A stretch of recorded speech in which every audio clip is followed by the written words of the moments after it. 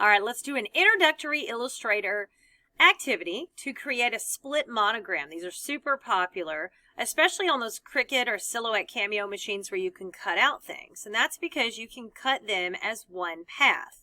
So here's my example of what we're going to make. And I'm going to show you this in outline mode by pressing Control and Y. And when I do that on here, oops, sorry, I'm in the middle of typing something. When I do press Control Y, what you're going to see is it sees all of this as one united thing. So the S and the line, all of this is one object. And this is called a compound path. So what we're going to be doing today is just focusing on using letters and shapes to create a compound path. And we're going to create this one. Now, obviously, go ahead and try your own letters. I'm going to go to File and New in Illustrator. We're just going to do a letter-sized document, nothing fancy here. So again, if you've never used it, go to Print and Letter and hit Create. So we're now in here. I am in what's called the Essentials Classic Workspace. This is 2021 version, but when you go to Window Workspace, we have Essentials Classic, and I like to work in that. On the right-hand side of your screen in Essentials Classic, you're going to see the Properties panel. This is a big important panel that we use a lot, so make sure you know where that is. And on the left are your tools. And we're going to start off by using text. Text is its own thing in Illustrator. And Illustrator is used to create what we call vector artwork. That's created based on paths and shapes. Text isn't really a shape yet, but we're going to make it be one so that we can turn it into an editable path. So we're going to start with text. I'm going to take my type tool or press T. That's going to be your button over there. And then give it a click. And you'll see some placeholder text, and you'll just put in your letter. Now, I did my last name for the other example, so I'll do my first name. I'm going to highlight that, and then go ahead and come up to your font selector. I like Century Schoolbook because it's pretty much on all computers. So I'm going to go ahead and choose Century Schoolbook, and then go to your font size and make it big. And you can make it way bigger by clicking up in there and typing in a number. So I could type in like 300 and hit enter and get a nice big T. Now your home base in Illustrator is the selection tool. You can click it. It's a black arrow on the toolbar on the left, and then we can move this around. Now it's text. When we click on it in this top left-hand corner, it says the word type. That tells us this is not a path. This is not a shape. This is text. I don't want it to be text anymore, so we're going to turn it into a shape. To do that with text, you go to the Type menu, and you go to Create Outlines.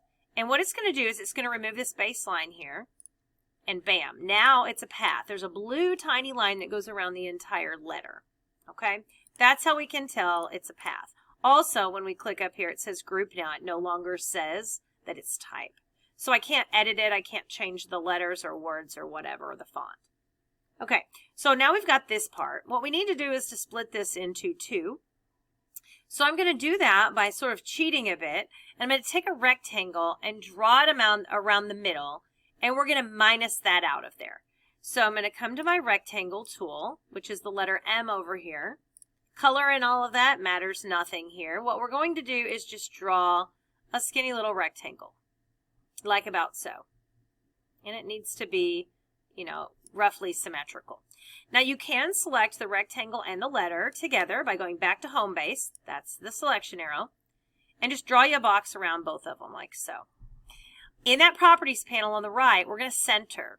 I'm going to center horizontally and I'm going to center vertically. That's going to put it right exactly in the middle. And then what we're going to use the rectangle for is to punch out the middle of that T. So again, on the Pathfinder panel, which is in the Properties panel over here, we're going to hit the second option, which is minus front. Okay, so I'm going to click that. And what that did is it subtracted that top part, or that middle part. Now again, if we look over here, this is a group. Our goal here is going to be to make this a path, an ungrouped path. But we're not going to have to worry about that just yet.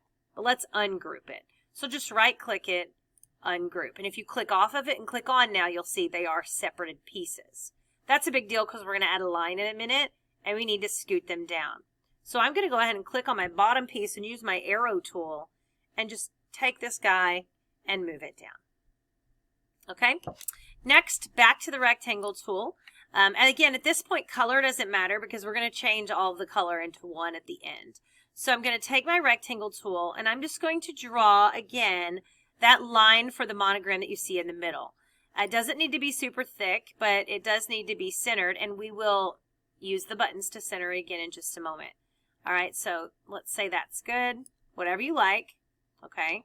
And it's a rectangle, so it's going to be a filled-in shape, which is a big deal for us. So I've got that there. I'm going to hold down the Alt key. Again, I'm at home base. I'm back to home base. I'm going to hold down the Alt key and grab a hold of this, and that's going to make me a copy if I click and drag. Okay, now I've got it. So I can just use it to line this up a bit. Now, again, we're going to center all of this. So now I don't want to center top to bottom anymore because I don't want to move things around. But I do want to center it in the middle. So again, I'm going to select all of them, come over here, and we want to center horizontally. There. Now it's all in the middle exactly like it should be. Okay. So we're looking pretty good so far. Now I'm going to add in my name. Tanya is my first name, so I'm going to take a type tool again. I'm just going to click between these guys. Type my name. You could do it in all capitals if you want, or you could do it lowercase. Now if it's huge, you can press Control A while you're in the text box to select everything, and then come up here and scale it down. Oops, I spelled my name wrong. Okay, now you can scale text down by transforming. In Illustrator, you still have to hold the Shift key while you pull from a corner, because if you don't, this will happen. Okay, I'm going to undo. So I'm going to hold the Shift key and pull from the corner. Okay, and then again, I'm just going to center this with everything else. So I'm going to select everything and align this to the center. All right, so there it is. I don't really like the placement of that. I'm going to use my up arrow just to nudge that up a bit so it looks a little more centered between the characters. All right, so you could technically stop there. I mean, technically we have a split monogram. But what I'm going to have you do is press Control Y. We're going to that outline view. And do you see how the letters in the middle are not shapes? They're filled in, which means they're still text. And then notice how the little rectangle overlaps the chunk of the letter.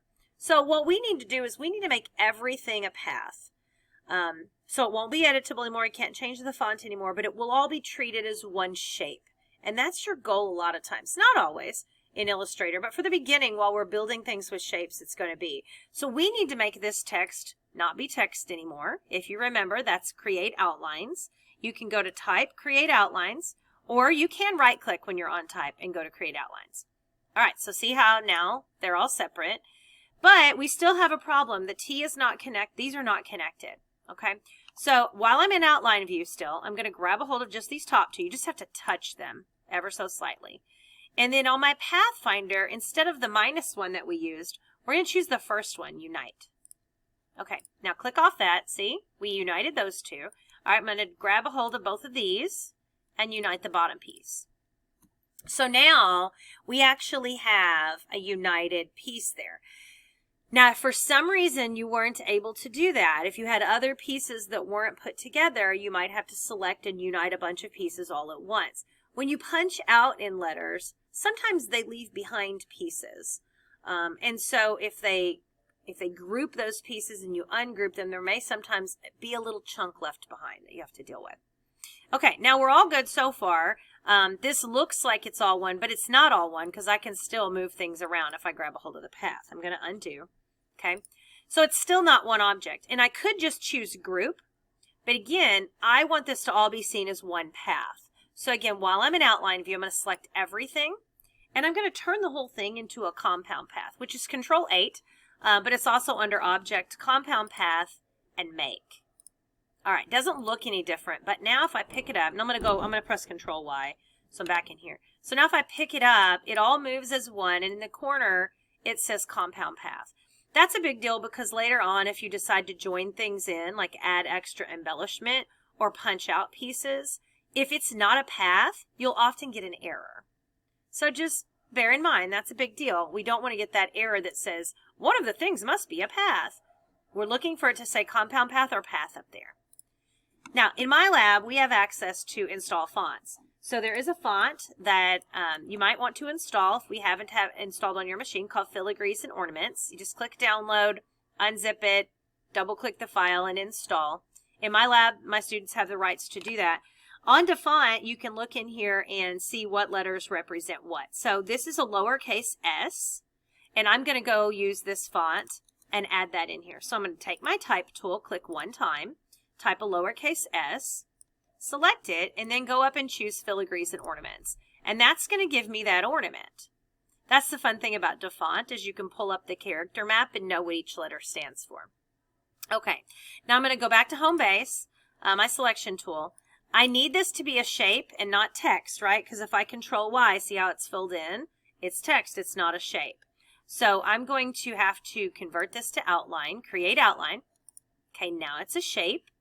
And so now I can like use this on my letter so that it's now part of the letter, okay? So now it's connected, and I just have to use that tool again, the Pathfinder, to combine them. So I'm going to choose both pieces, come up and click my Unite button, and bam. Now notice though, it says group here.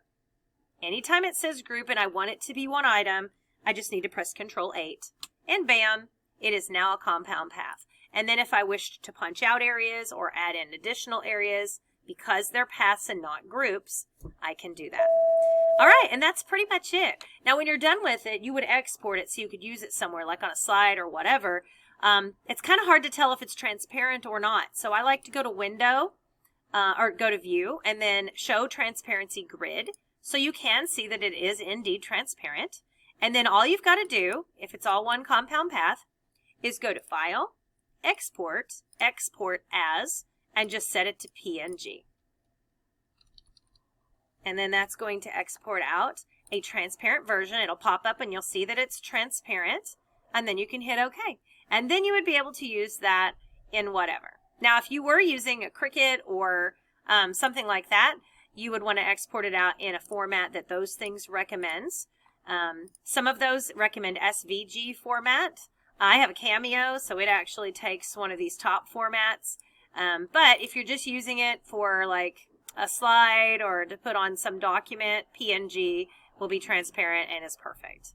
So that's a simple monogram activity that really introduces a lot of different features of Illustrator.